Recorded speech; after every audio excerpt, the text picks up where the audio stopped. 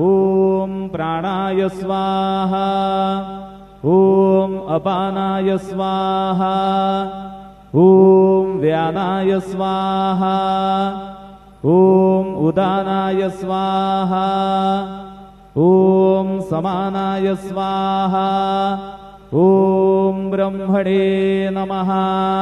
नैवेद्यमध्ये पानीयं समर्पयामि पुनर्नैवेद्यं निवेदयामि।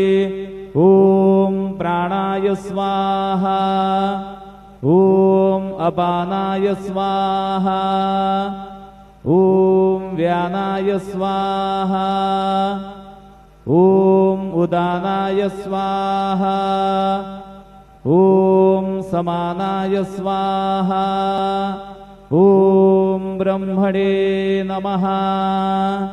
नैवेद्यं समर्पयामि हस्तप्रक्षालनं समर्पयामि मुखप्रक्षालनं समर्पयामि शेषोपचारार्थे प्रार्थनापूर्वक नमस्कारं करोमि।